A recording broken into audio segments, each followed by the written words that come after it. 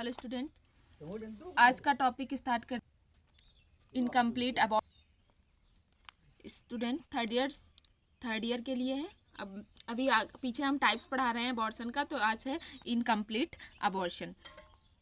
Definition: it is a condition when the entire products of conception are not expelled. Instead, a part of it is left inside the uterine cavity. ये एक ऐसी condition है जिसमें entire products of conception, जो हमारे conception के products हैं, entire मतलब पूरे, आर नॉट एक्सपल्ड मतलब वो बाहर नहीं होते हैं। Instead a part of it is left inside the uterine cavity. Instead का मतलब कुछ पार्ट जो होते हैं वो लेफ्ट हो जाते हैं, मतलब छूट जाते हैं। कहाँ पे? इनसाइड द यूट्राइन कैविटी, मतलब यूट्राइन कैविटी मतलब गर्भाशय की जो गुहा है, वहाँ पे कुछ प्रोडक्ट्स जो होते हैं, कुछ पार्ट्स जो होते हैं कंसेप्शन के, वो वहीं पे क्या हो जाते हैं? छूट जाते हैं। उसी को हम लोग क्या कहते हैं? Incomplete abortion. उसके बाद नेक्स्ट है क्लिनिकल फीचर्स। कुछ है history of expulsion of fleshy mass per vaginam, मतलब इसमें ये देखा जाता है कि जो फ्लेसी मास होते हैं, मतलब जो टिश्यूज़ होते हैं, फ्लेसीज मास होते हैं, वो एक्सपल्ट होते हैं कहाँ से? वजाइना से। पेन इज़ लोअर एब्डोमेन, मतलब जो एब्डोमेन का निचला सिरा जो होता है वहाँ पे दर्द होता है। परसिस्टेंट वजाइनल ब्लीडिंग, और इसमें क्या होता है? जो साथ में वजाइनल ब्लीडिंग भी होती रहती है, रक्त स्राव जो होता है वो होता रहता है। नर्सिंग मैनेजमेंट हम लोग क्या कर सकते हैं इनकम्प्लीट अबॉर्शन में? Same as inevitable abortion. हम ऑलरेडी इन्वेटिबल अबॉर्शन पढ़ा चुके हैं, तो उसी के जैसे इसका मैनेजमेंट करते हैं। उसके बाद नेक्स्ट है before giving acute management resuscitating the patient, मतलब एक्टिव मैनेजमेंट देने से पहले हम लोग क्या करेंगे? पेशेंट को रेसिसिटेट करते हैं। उसके बाद नेक्स्ट पॉइंट है for early abortion under general anaesthesia is done.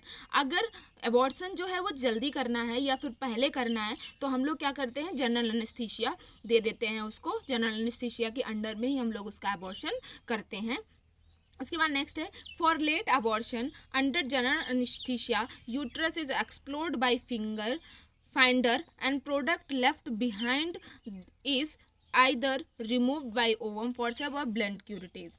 मतलब क्या होते हैं? अगर हम लेट अबॉर्शन कर रहे हैं, मतलब अबॉर्शन होने के बाद अगर हम लोग कर रहे हैं, तो हम लोग इसको भी जनरल अनेस्थीसिया के अंडर करते हैं। इसमें क्या करते हैं? यूट्रस को एक्सप्लोर करते हैं, देखते हैं, फाइंड करते हैं, फाइंडर प्रोडक्टर के द्वारा वहाँ पे फाइंड करते हैं, ये देखने के लिए लेफ्ट बिहाइंड इज आइदर, मतलब कुछ चीज़ें अंदर तो रह नहीं गई हैं।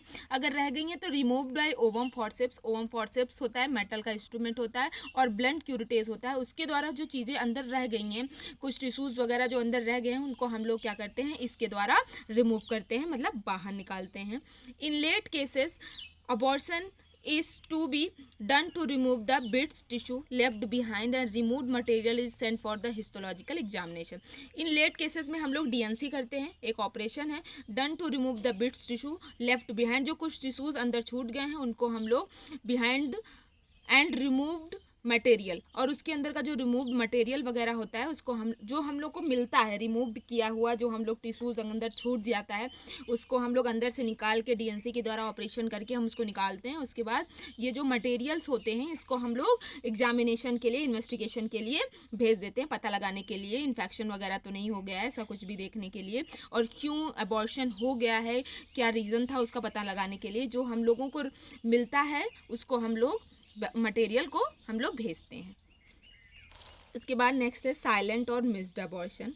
डेफिनेशन स्टार्ट करते हैं। It is a condition when the foetus is dead. ये एक ऐसी कंडीशन है इसमें जो फीटस होता है वो डेड हो जाता है, मतलब जो फीटस होता है वो मर जाता है, जो बेबी होता है वो गर्भाशय में ही मर जाता है। एंड रिटेन्ड इनसाइड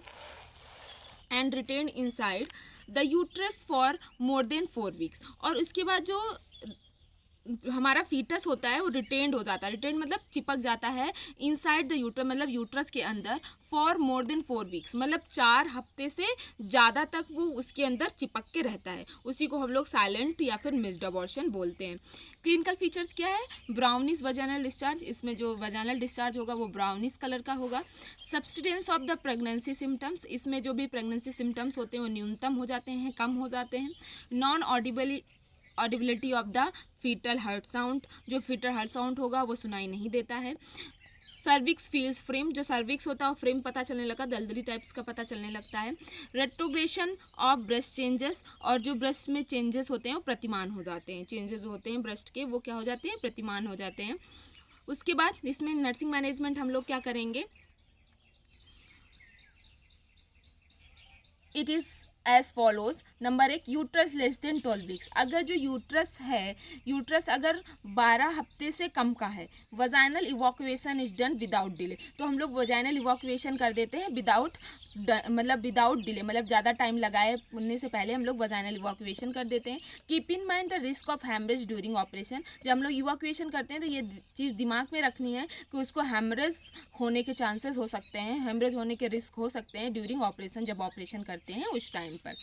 उसके बाद नेक्स्ट है यूट्रस मोर देन 12 वीक्स। अगर यूट्रस जो है वो 12 हफ्ते से ज़्यादा का है, या फिर जो फीटस है वो 12 हफ्ते से ज़्यादा का है, for this induction is done by following methods. तो इस टाइम पे हम लोग कुछ मेथड्स हैं जो हम लोग करते हैं, जैसे कि नंबर 1, ऑक्सीटोसिन। ऑक्सीटोसिन एक इंजेक्शन है जो कॉन्ट्रैक्शन को बढ़ाने के लिए दिया जाता है। Initially started with 10 to 20 units oxytocin in 500 ml of 5% of dextrose saline is administered in drip with 30 drops per minute।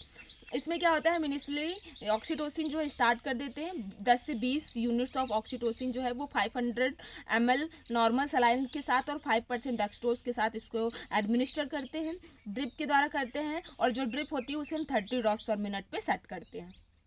उसके बाद if the above regimen fails then escalate the dose of oxytocin to 100 units in a pint of 5% dextrose saline at drip rate 30 drop per minute। अगर ऊपर वाला जो ये है कि 10 to 20 units of oxytocin हम लोग देंगे 500 ml के साथ, अगर ये रेजिमन फेल्स हो जाता है तो हम escalate the dose of oxytocin, तो हम लोग जो डोज होता है उसको हम ऑक्सीटोसिन का जो डोज होता है उसको बढ़ा देते हैं, वो 10 to 20 यूनिट से 100 यूनिट्स कर देते हैं इन अ पिंट ऑफ 5% डेक्सट्रोज सलाइन के साथ, मतलब 5% डेक्सट्रोज और 500 ml डेक्सट्रोज के साथ हम सलाइन के साथ, ड्रिप रेट 30 ड्रॉप्स पर मिनट, और ड्रिप रेट इसमें भी हम लोग 30 ड्रॉप्स पर मिनट ही रखते हैं।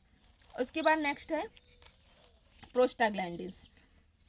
It is a more effective than oxytocin. ये ऑक्सीटोसिन से ज़्यादा इफेक्टिव होता है। इसमें क्या करते हैं, injection 15 methyl prostaglandin F2A carboprost tromethamine जो होता है हम लोग देते हैं, इज गिवन 250 म्यूग्राम IM देते हैं at 3 hourly interval for the maximum of 10 such.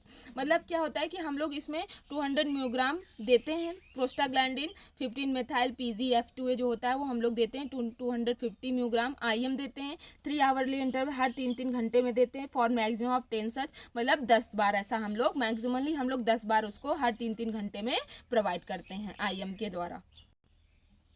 Prostaglandin E1 analog is inserted into the posterior vaginal fornix every 3 hourly for a maximum of 5 such। उसके बाद हम लोग दूसरा प्रोस्टाग्लैंडिन E1 एनालॉग भी insert कर सकते हैं, हम लोग वजाइनल के फॉनिक्स के पोस्टीरियर पार्ट में करते हैं एवरी 3 आवरली, मतलब हर 3 घंटे में करते हैं फॉर अ मैक्सिमम ऑफ 5 सच, मतलब हर 3 आवरली 5 बार हम लोग ऐसा करते हैं।